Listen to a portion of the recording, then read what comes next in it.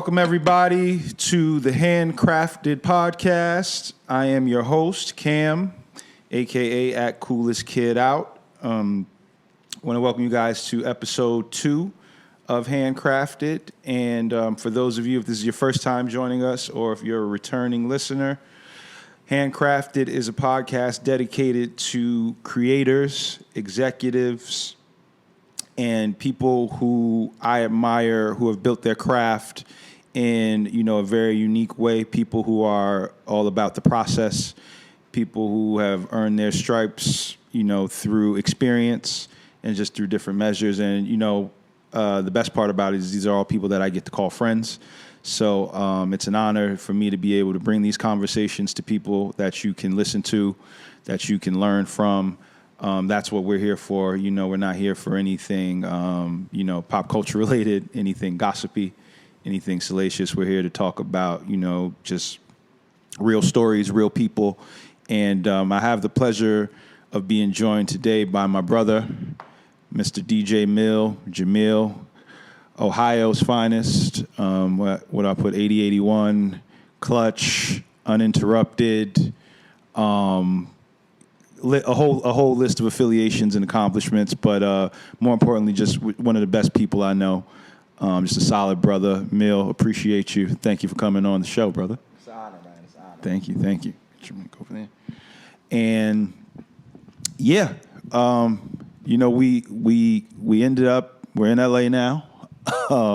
What a time. During the pandemic, still living somewhat of our best lives, maybe a portion of our best lives.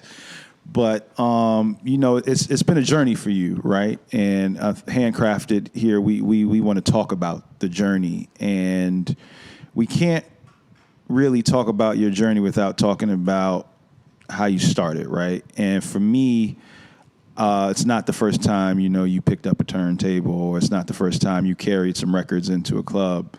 I want to go back to Cleveland, Ohio. Jameel, before it was DJ Meel, Jameel, at 7 years old. Sheesh, long time ago. Yeah. And I say 7, like people have been asking me why I picked the number 7, and it's for a bunch of reasons. It's my lucky number. It's the number of completion. The earth was created in 6 days. They rested on the 7th. So it always has like a lot of significance. But for me as a 7-year-old person, you kind of start to know the world for the first time. You know what you like, you know what you don't like. Your relationship with your parents is established. You know your relationship with people you go to school with, teachers, people in your neighborhood. If you go to church, deacons and pastors. So you start to know people, you start to know places, you start to know things. So tell me, where is 7-year-old Jameel? What is he doing? What does he like? What doesn't he like? And yeah, we'll start there. Man, long time ago, man. Sports junkie. Now, and I get that from my dad. I guess growing up, you can kind of say that was our thing. We would watch sports together. And they would take me over to my grandparents' house in the morning, when there was no school. And when he would come and pick us up, and I will have all the sports updates for him. What's so crazy is I remember this. This is crazy. I remember this. I might have been the person that told him Len Bias died. Really? And that happened when 86. Yeah. I was super young. Yeah. As soon as he walked in, I was like, Dad, Len Bias died. But I was crazy into sports. We played, so we stayed in townhomes, bunch of kids. We always were outside, either riding bikes, playing Nintendo, or playing football. Playing football, I thought I was Jerry Rice. Right? I thought I was Jerry Rice, like every kid. Yep. He was Jerry Rice. A football, this is funny. A football team comes to the neighborhood, they start recruiting the kids. Yeah. So I'm signing up. I'm signing up. This was Pop Warner? Yep. I'm signing up. So boom, we go to practice. Or not like a practice, but we just get all the kids together, no pads, no nothing, and we just playing. So it goes on, we get our pads and everything. Do you know they put me on the defensive end? Hurts. That's the humbling. That's and then what's even worse is that it was such a bad experience that season. Yeah. I never wanted to play football again. Really? Ever in my life. Wow. But as far as like, I'd rather just play with my friends in the street. Yeah. Or some tackle football. We were 0-9-1 and didn't score a touchdown all season. I was gonna say, what was the score of the tie game? 0-0. a defensive battle. Yeah. But so there goes my football sports love, but I still love to watch, of course. I really didn't get into basketball until I was like 4th grade. Okay. Like, I think I made like an incredible shot and got a hell of a reaction from a crowd. Yeah. And that's all it took. So it was the feeling. This is it. This is it. This is it.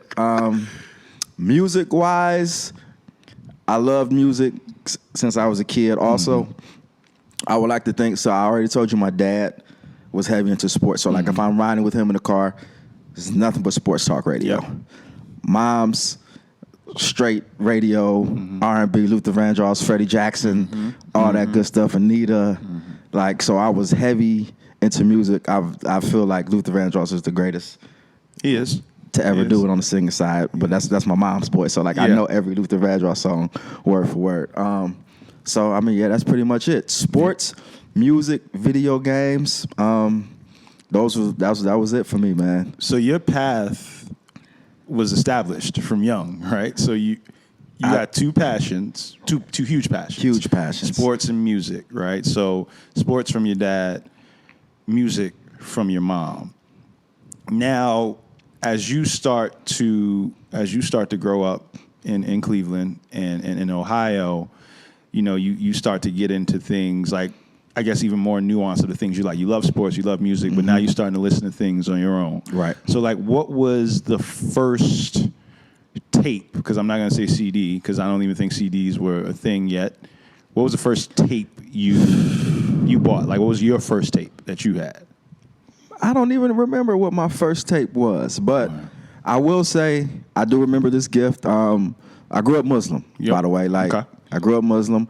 So for it, I got a D'Angelo CD and the Fugees. Okay. So like those were like my first ever compact disc. Wow. But tape-wise, I don't remember what my first tape was, but I do remember it was a female rapper named Boss. Out of L.A. Okay. Cussing up a storm. My dad took it from me. Yeah. Like, so the parental advisory sticker shut all that down. But I was music, man. Like, I'm gonna tell you a story. So this is crazy. Yep. I used to love music so much so we had a tradition in my family. On Saturdays, we would go over my mom's parents' house, and on Sundays, we would go over my dad's parents' house. And this is from probably the time I was birthed until I was old enough to be like, I'm not going no more. Like, you know what I'm saying? So on Saturdays, it's a radio station, 93.1. On Saturdays from like 7 to 12, I want to say, they would play like just only hip hop. I would literally sit in the car. We were at my grandparents' house. I would sit in the car and pull the seat back and just listen to the radio. Like, I'm like probably like 11, 12, like 13, 14, like, and just listen to all the hip hop records. Or if I happen to be at home, I'd try to record some of the songs, and you know what I'm saying? Like, do the dub tape. Yep. I even made, in 9th grade, a mixtape. Word. Like, you know, how some of the tapes you couldn't record on, so you had to like pop the little corner. Or you had to stuff the tape. Like a little ball of tape in the corners to allow you to record. Like, I would make a song, I would pause it. I had the dual deck player. Pause the song, bring in the other song. Like, if the words are kind of similar, like I would do stuff like that. And I'm honestly, DJing was not a thought. Right. Like, I just like music. You just loved music. Just love music. And so you were doing this at 11 years old, Like 12 years 30, old. like, young. And DJing was never thought about DJing in my life. So while you're listening to the show and you're listening to music and they're playing rap 5 hours, what were you drawn to? Like, what region were you drawn to? What type of rap were you drawn to?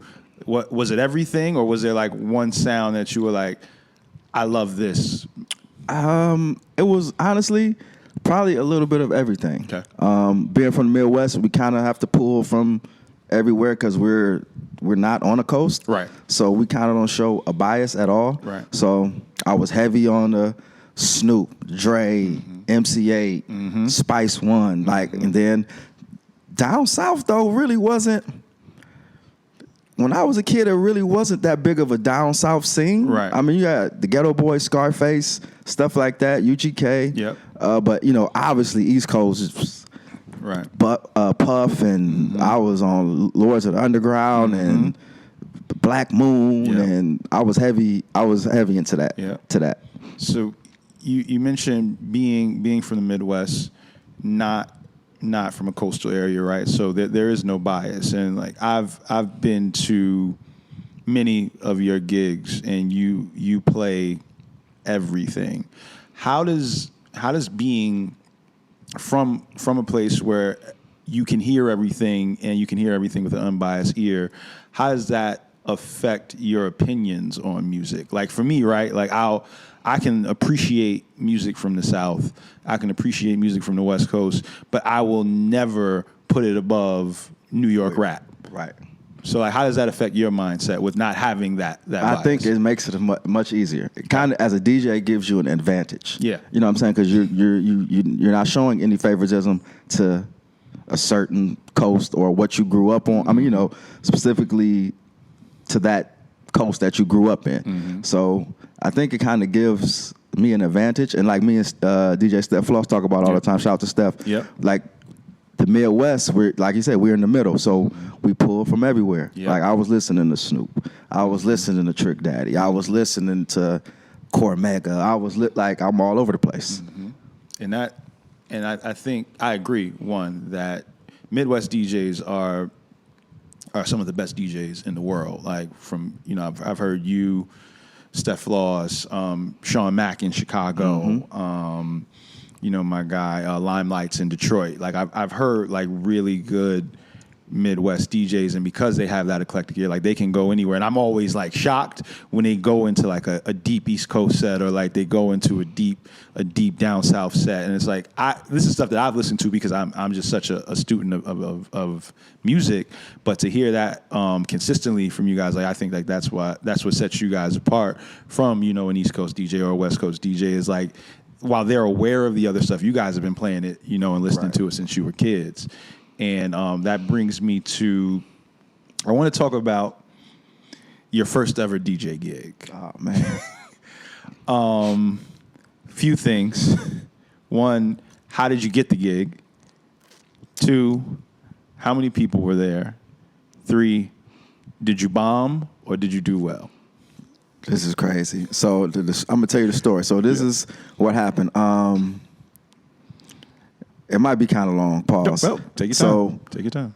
We had a blog, right? 8081.com. Yep. Started by Rich Paul, Kelton Crenshaw, and Duck. Legends. Yep. So they started a party promoting company, and Duck and Rich grew up together.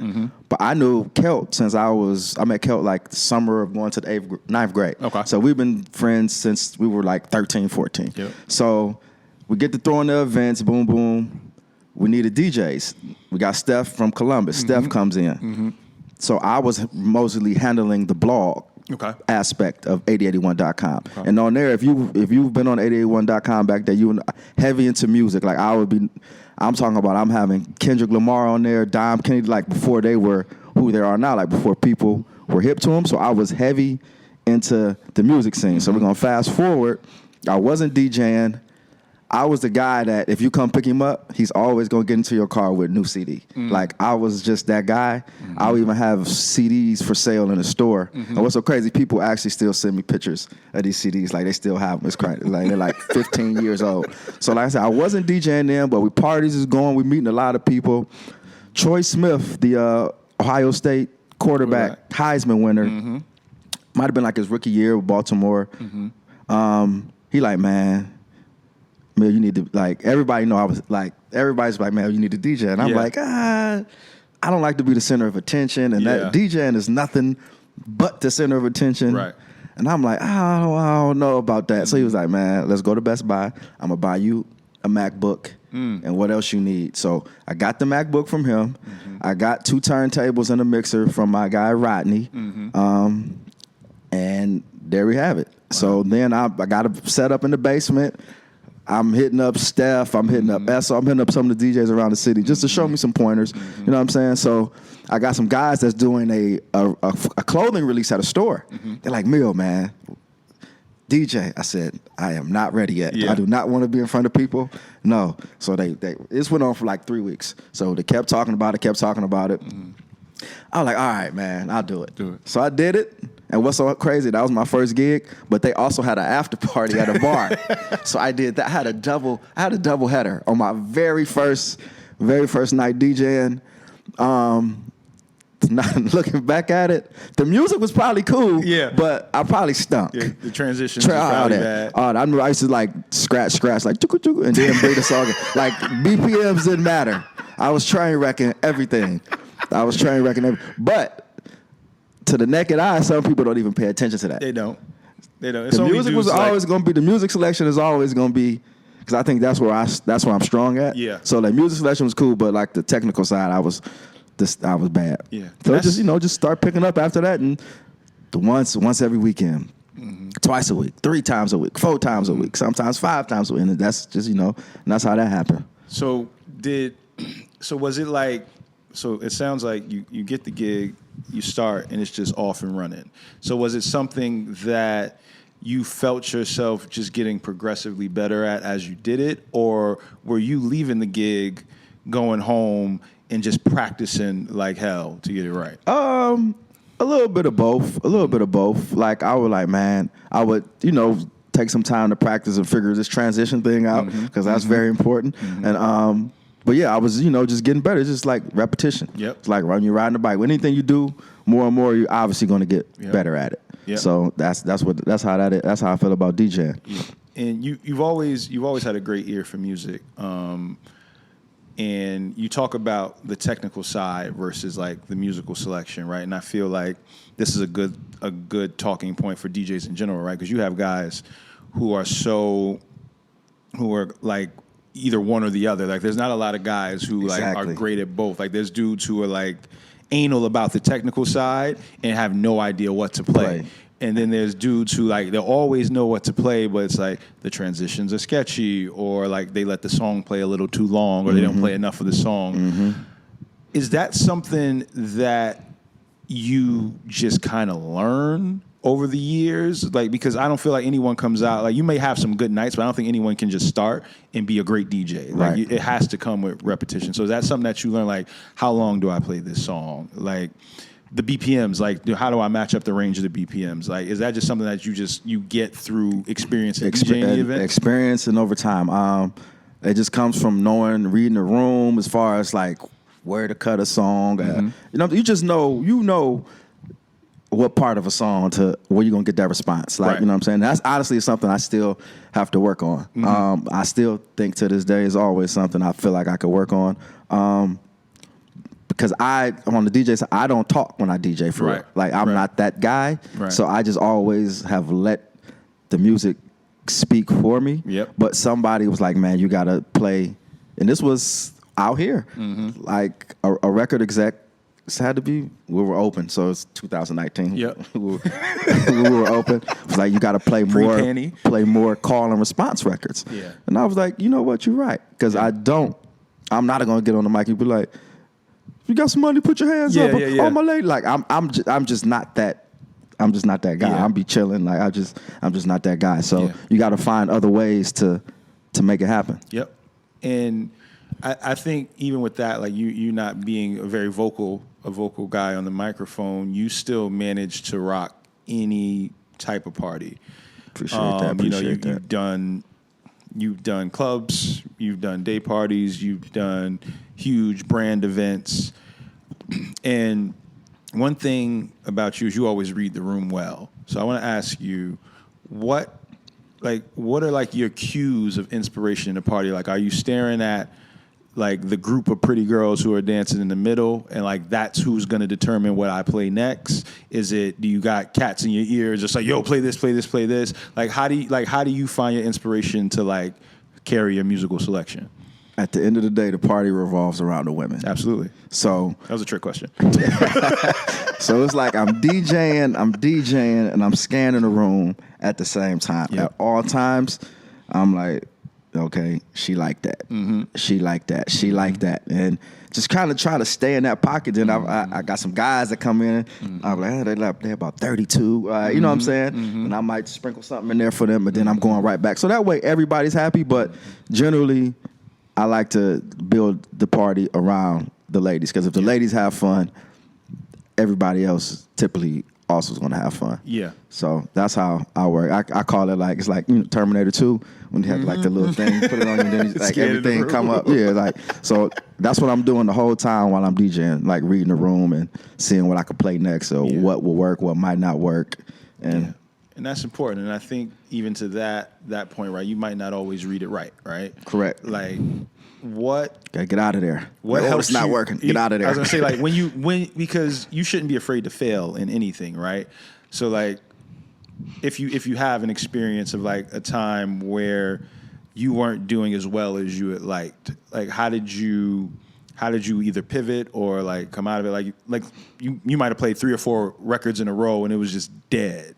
Like, how do you alter or transition out of that? You got to just get out of there. Like, so I honestly think I had this experience in Vegas, Lakers championship. I want to say we were at Marquee. So this is like really the first time we've really been in the club since March, right? But what I think went on with this situation was there was no dancing allowed. There was only sections, right? So picture that. No dancing allowed. There's only sections. So the walkways aren't crowded. You got 5, 6 people at the tables. The Lakers walk in.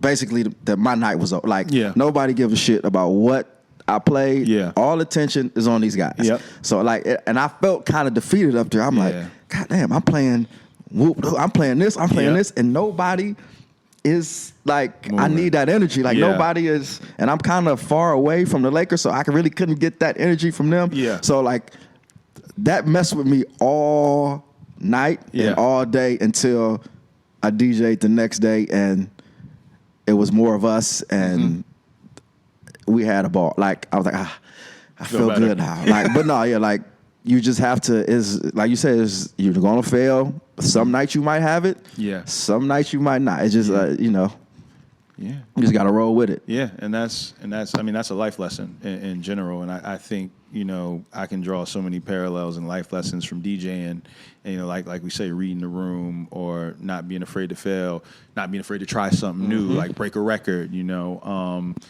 You've worked with a lot of artists, right? And whether it be breaking their music, working with them on brand platforms, for you, what does an artist need to have to stand out in today's, like, as far as like DJing, getting their records played? Like, when you hear a record, what are you looking for from a newer artist? That's tough. You really can't explain it. You just feel it. Like, you got to feel it when you got a record on. Like, ooh, like, rather it's the hook, rather it's the production, it's just, you just got to feel it. And that's what a lot of things with artists, I'll be telling artists in the DMs, I'm like, man, you can't, like, they're like, man, everybody say, I'm like, man, a good song is gonna find its way out. Like, just like in sports, if you can play, they're gonna find you. Like, a good song is going to find its way out, and you just can't force it, man. Like, a lot of your songs, a lot of these guys' songs are not as hot as they think they are. Right. You know what I'm saying? So a good song, I think, will find its way out. People will let you know. The people judge. Like, the way music is served now, with it's just so much. Like, all right, what's Friday? We might have 5 albums come out. Yep. There's no way, and say we open, I'm DJing that night. There's no way I could listen to all 5 albums and say what's gonna be hot. I'm gonna stay on social media and see what songs people's talking about. Yep. And that's how we're gonna rock. That's how we're gonna rock that. Then maybe during the week or as time go by, I'll listen to those more in depth and pick which ones I think, and I can try. Like you was talking about, don't be afraid to try new things. Like, you try those songs then, but you gotta keep your ear to the streets and figure out what people are talking about. Like, I can ask them, like, man, what song y'all messing with off Future? And Right. then somebody reply, I'm like, this one, now. Yeah. Then I go listen to them, and that cuts it down to to 3 I got to listen to now. And I'll be like, no, yeah, this the one. Yep. And that's how I operate. And I see you do that a lot on social media, like when something comes out. And I think it's smart, right? Because you, like you said, you may be going to the club that night, or you may be going to Toronto or Vegas that weekend. So you need to know what people are feeling. And I feel like a lot of DJs, like to me, that's taking kind of the ego even out of your job, right? Because like as a DJ, a lot of cats think like, I'm the expert, or I'm gonna tell y'all what's hot. When it's like, no, the people decide. determine. At the end of the day, the people decide, man. Yeah. So I want to jump to kind of like visibility and how you built your brand, right? You're from the Midwest. You're from Ohio, but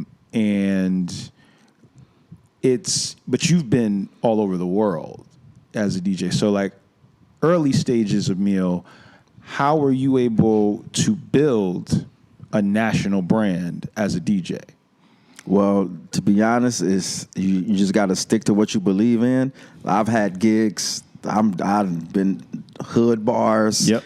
I'm doing all that, but like you're never going to be able to. I'm going to perform or not perform, DJ at a hood. But I'm just going to take that seriously as if I got to go do something in China for beats. Like I'm going to treat every job the same. You got customers. You got to make everybody happy, and you know what I'm saying, be able to do what you want to do. Yep. Be able to do what you know you can do. Yep. And so that keeps it consistent. I'm very consistent across the board. So 2020 has been a crazy year. You live in a party. So while we haven't been able to go out, we haven't been short on music at all. No, we have not. So I want to know from you, if we were at the highlight room right now, what records are making the party go nuts from 2020? Man, it's so many records we missed. You gotta go Throw Baby would tear the club up right now.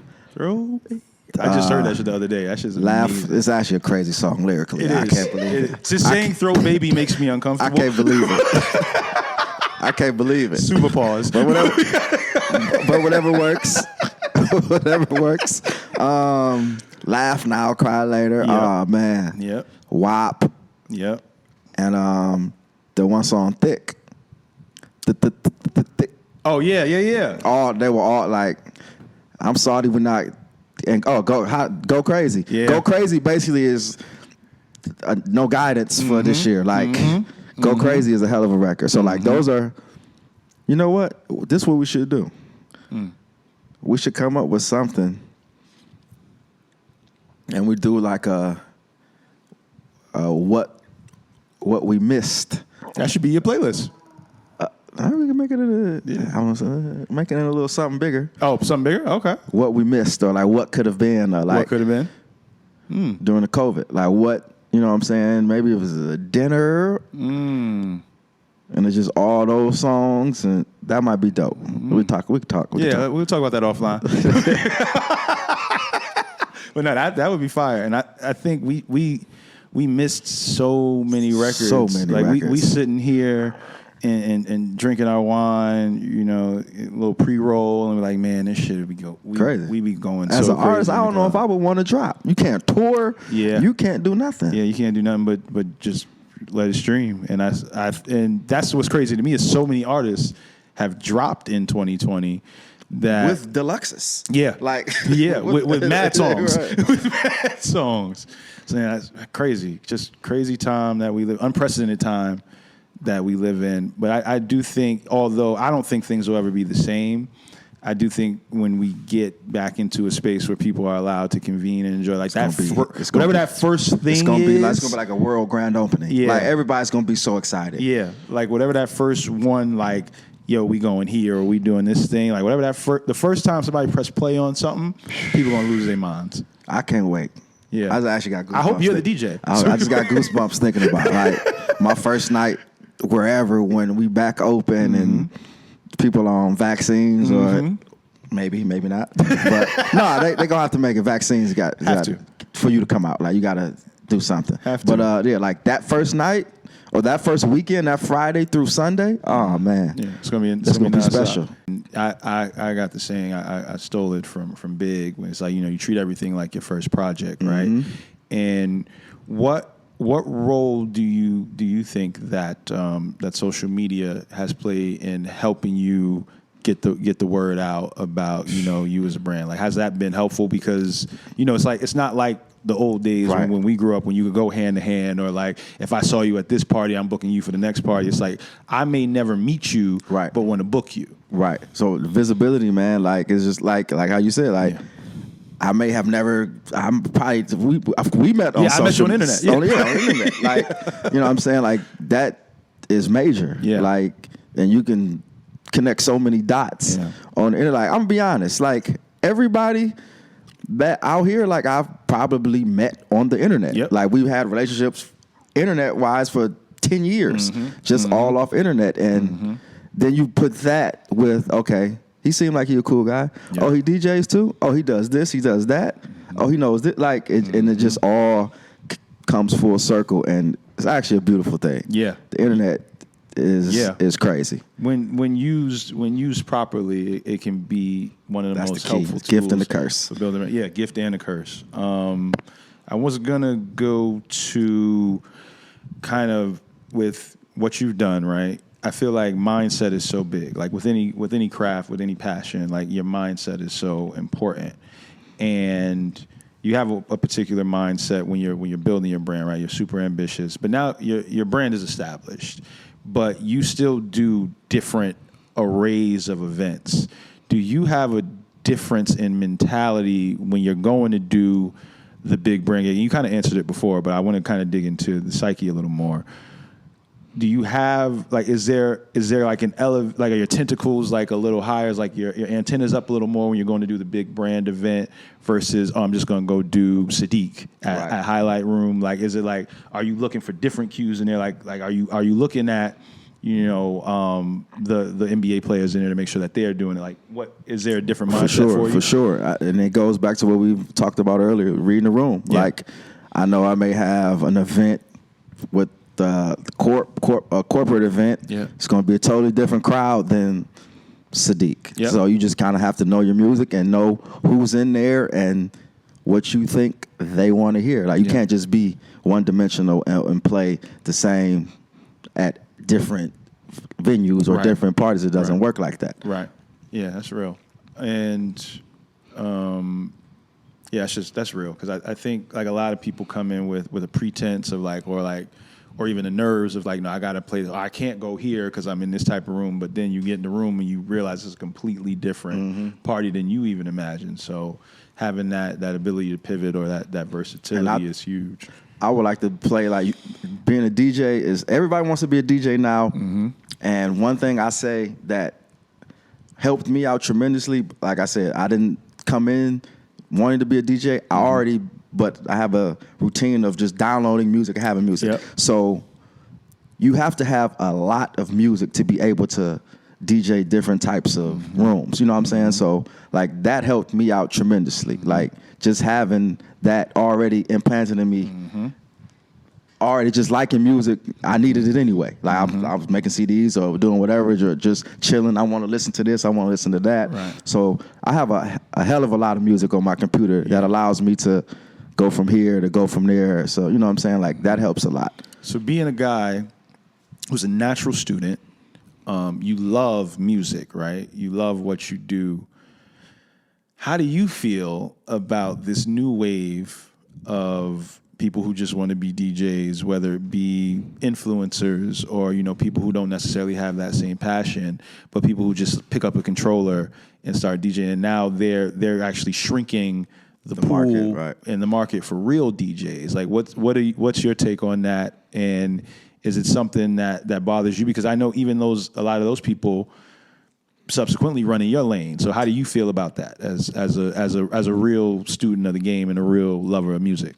To be honest, it really doesn't bother me. Not even a little bit? On a scale of 1 to 10, probably a 1. Okay. Like, because at the end of the day, you have to do you. Yep. Can't worry about nobody else. They're going to get what they get because of who they are. And if you just got to stick put your 10 toes down, stick to your morals, and don't worry about nobody else. Yeah. You know what I'm saying? Yeah. That's great advice. And I feel a way because I try not to. I was like, man, he got to eat, so he eat. Yeah. Damn it. And I think because I love the craft so much, I'm such a fan of music, and then the purveyors of the music. Like when I see someone, get up on a festival stage or get up, in one of those brand parties, and they're just pressing buttons, and I feel like it's a disservice to the real pioneers like yourself. But yeah, I wanted to ask you that. I would have asked you that off camera. The real always rise. That is a fact. That is a fact, and it hasn't stopped you in any way. And you started off. You didn't see DJing as a career, but now you're here, right? And you're doing amazing things. You're doing impactful things.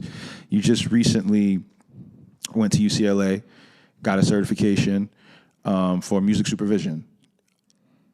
Talk about, one, what led you to do that. Is this your natural progression and evolution? You're going to always be a DJ, right? At heart. For sure. There's so many more ways to go and more avenues to take. So how did that come about for you, and what got you there? Well, I just, like I said, DJing wasn't a thing for me as a kid. I just didn't see it. So growing, I really wanted to be an A&R. That was my. If I knew if I was gonna be in music, I wanted to be behind the scene. I said A&R is it. That's I feel like I can listen to music or set artists up with these artists because I feel like I know what a hit song sounds like. Yeah. So A&R was it. That didn't work, but if a label wanna come holler at me, let's make some things happen. Yeah, listen. You hear that? You hear that, labels? Let's go, man. They're gonna be watching this. We can make some things happen. But it all happened with Entourage, man. Watching Entourage, I'm like, man. Damn, they playing Jay-Z in my lifetime, and they got to sing E walking to the PJ to hug Sloan. He left the boys, and they playing them, and it goes off the roller. I said, that's crazy. This is dope. This is dope. So I get to doing a little research. I'm like, oh shit, it's an actual job, music supervisor. So this is around the time when Mav is is he out in LA? I want to say he's here, and he has a company, and they're getting into TV. So I'm like, Mav, man. I love music. Get some projects. I actually had a phone interview with those guys over at Uninterrupted, but they were such a new company. It was just really nothing for me to do. Yeah. So making that move out here, I'm like, man, now I'm here. Yeah. So I'm always at Uninterrupted. They had me doing some intern work over there. So I was there every day, and I'm just sitting around. I'm sitting helping out with certain projects. So somebody, oh Meel, I got this project.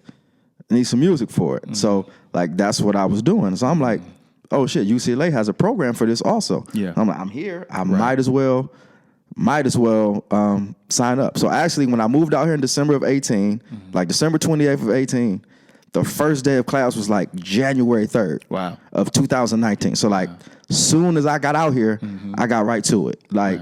Knocked out the 4 classes. So it just gave me the necessary tools that needed to continue to be a musical supervisor. You really don't need them per se, but it's just, a feather in the cap. You know what I'm saying? Just terms, and it's just, you build a network from some of your peers, some of the students, the teachers. It was actually very dope. So that's what I'm really trying to also do, because there's not a lot of us in that field. Right. A lot of us don't even know what musical supervisor is. I didn't know until I started doing my so research. It's actually a real dope job, especially for those who love music. Yeah. You know what I'm saying? But like I said, before I went to these classes at UCLA, I didn't know it was as far as getting with the production and director. They really kind of control the music. You have to go out and find the music that they feel is needed to. Yep. Okay. So I really want to start my own company. I want to call it, I love Little Nerd Selective Hearing. That's my thing. Yeah. I want to start Sync Company Selective Hearing and run everything through that and get this music out on these television shows and these movies and video games and all that. So I really want that to be my next step. Since A&R, nobody wanted to holler at me to be an A&R, man. Right. You know what I'm saying? They're gonna come back after you're the big music supervisor, and Selective Hearing is all in the know, and you'll have your own record label one day as well. But what what I took from what you said is just like you're seeing what you want and you're just taking the leap, right? Like you're seeing the opportunity and you're just seizing it. And I think for a lot of people who are either comfortable in their career or they're established, making that pivot is hard. Like even you saying I interned, right? And I was just like picking up projects and like, seeing where I could be helpful. Mm-hmm. I feel like a lot of people turn their nose up at that, especially if you want it, you can't. Yeah. Like who are you? Like you're not doing it. Like if that's what you want to do and somebody's giving you the opportunity or the steps necessary to get to that, like why would you turn it down? Why would you not want to do it? Right. No matter what. Right. Like. Right, and I think that there's such a lesson to be learned, and again, we're all about sharing the information and for people to just know how valuable that is to have.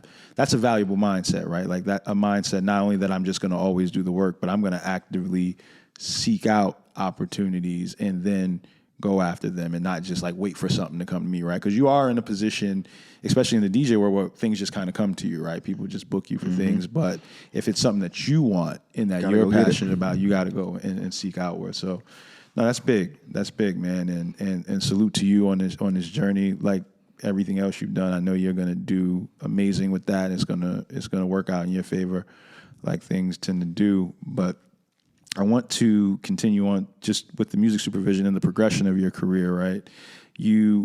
What in 2020, what is the DJ Meel brand?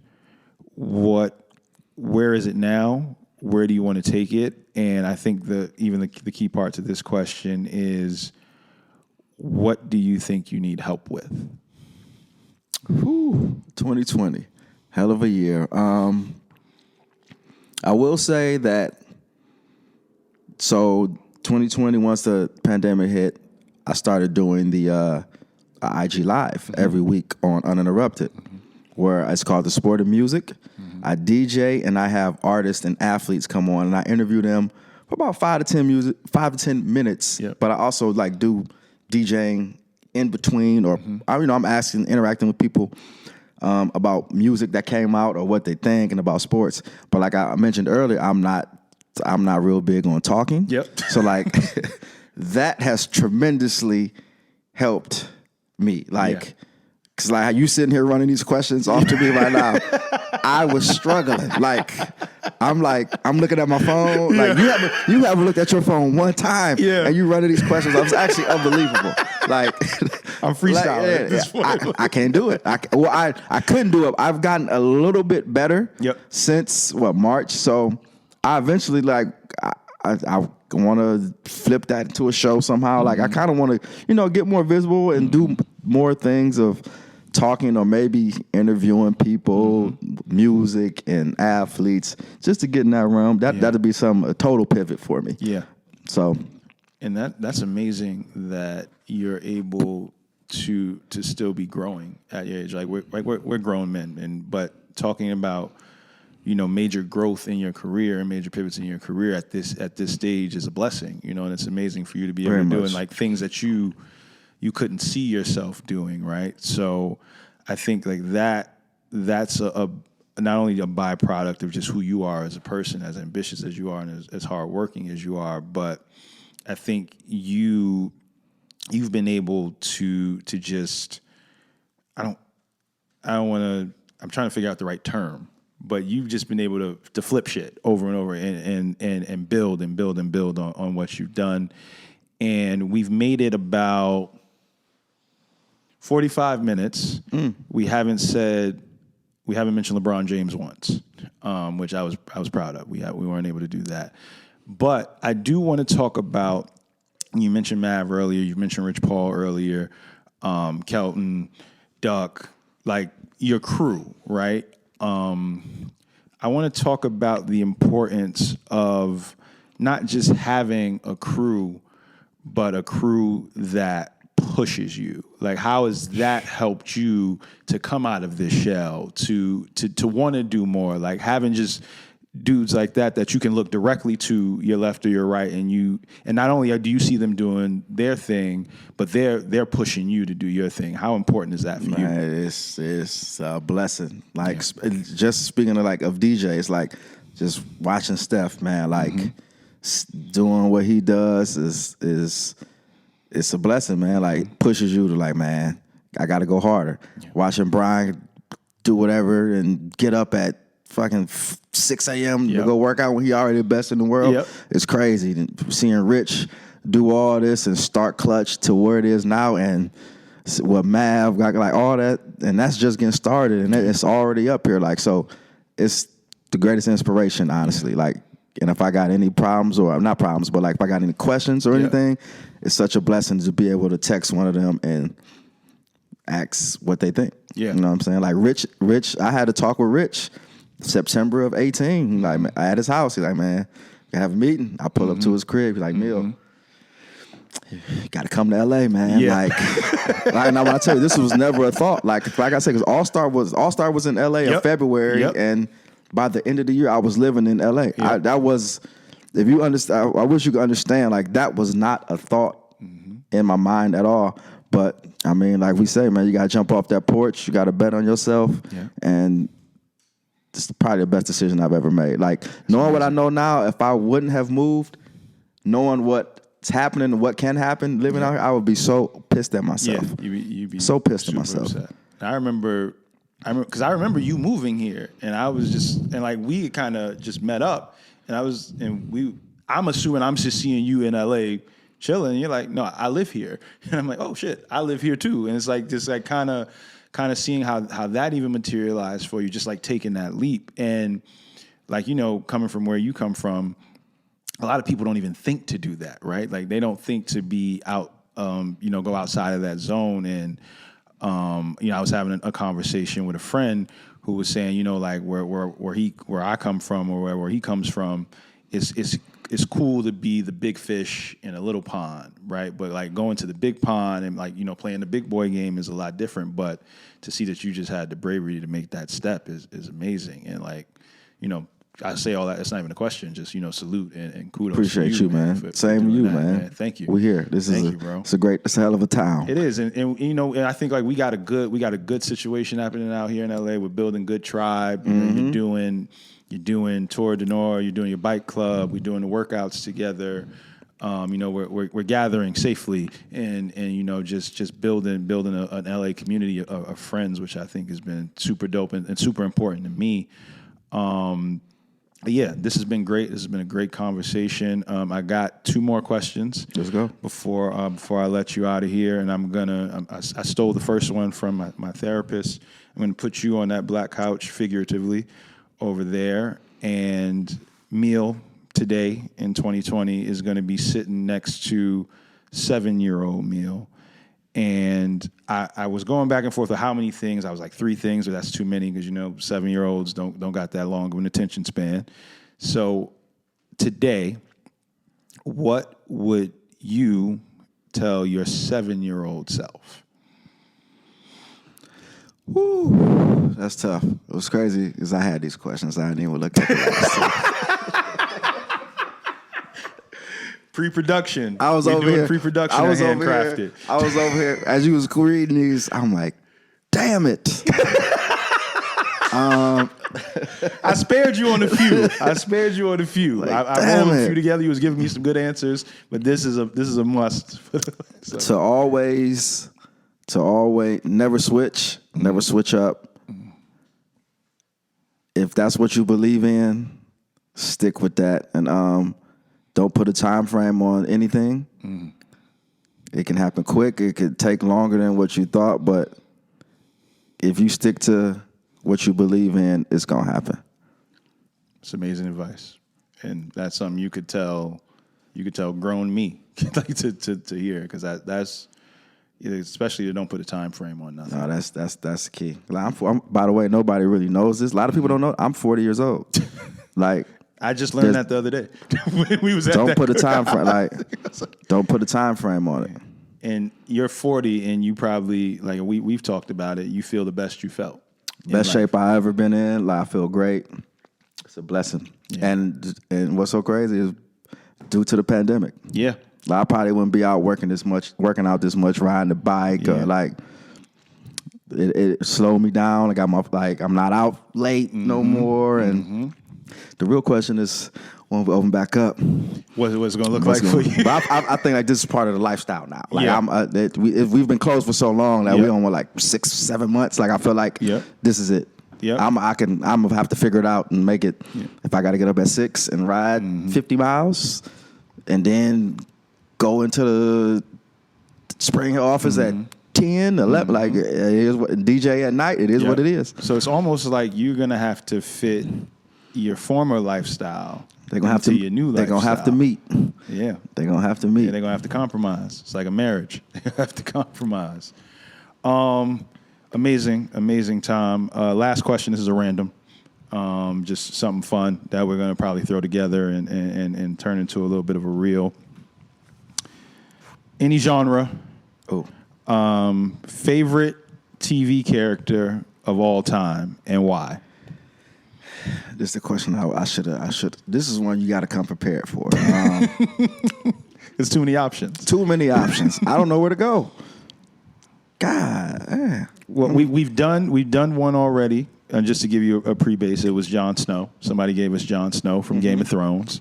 You don't got to go super serious, but just like the first one to come to mind. I'm gonna go back to what made me want to get into musical supervising, Entourage. I'm gonna go with E. Okay.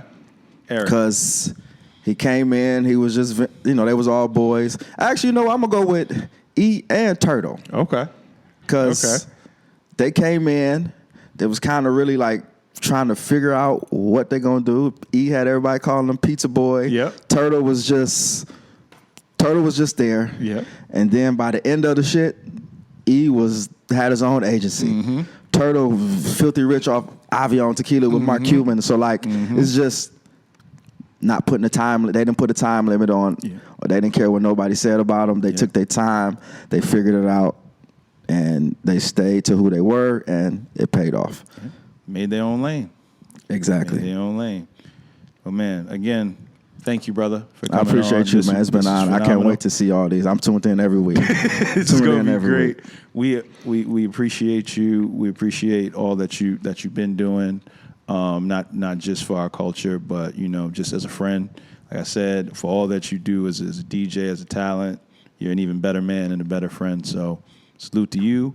Tell the people where they can find you, how they can find you. You can follow me on Twitter, IG, uniform, DJ Meel. Get with me. I'm doing playlists. I haven't made one in a while. It's actually about time. I'm doing playlists all the time. You can catch me on Uninterrupted IG Live every Saturday. A show I got called The Sport of Music. That's from 4 to 5 p.m. Pacific time. And yeah, just if you stick with those, I put everything up there. So that's where you can, stay in tune. Yes, sir. Shout outs. All right. Again, this is DJ Meel. We're on Handcrafted, episode 2. Signing off. This is your host, Cam. Coolest kid out. Be sure to subscribe. Find us on all platforms, Apple Music, Spotify, YouTube, and we'll see y'all soon.